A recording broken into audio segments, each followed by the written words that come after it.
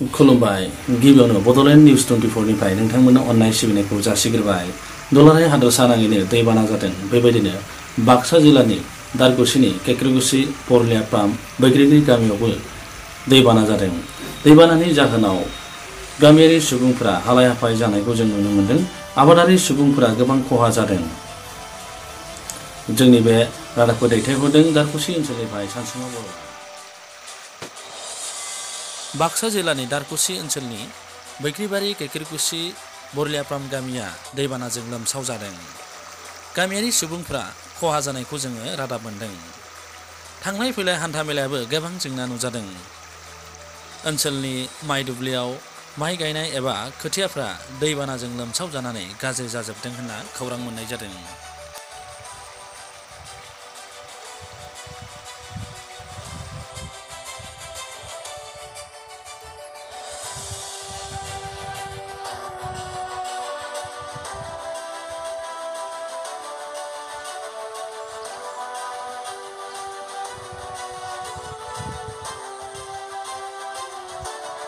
मख'नो गोनांदि बोरलिया दैमा, बोथिया दैसा आरो अखानि दैजों ज' जाना बेबायदि दैबानानि महर लादों।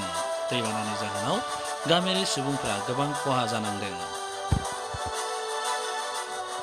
आसार दाननि दैबानायाव दुलाराय हादोरसायावनो दैबानाजों लोमसाव जानानै गोबां खहा जानायखौ जों मोनो। खर' आसामनिफ्राय लानानै आफां आसामसिम दैबानाजों लोमसाव जानानै खायसे ओनसोला गोबां खहा जादों।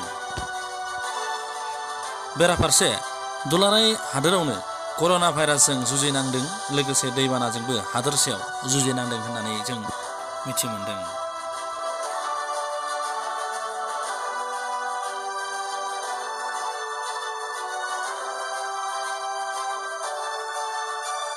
नोंथांमोननि ओनसोलावबो मिथिंगायारि जाब्रबथाय दैबाना बा गुबुन गुबुन जाथाय दंब्ला बेखौ भिडिअ खालामनानै जोंनिसिम दैथायहरनो हायो। बेनि थाखाय नोंथांमोना जोंनि वाट्सएप नाम्बाराव भिडिअ खालामनानै दैथायहरनो हागोन आरो नोंथांमोननि रादाबखौ जोंनि बड'लेण्ड निउज 24 आव फोसावनो थाखाय राहा लानाय जागोन। दिनैनि रादाबा एसेनोसै।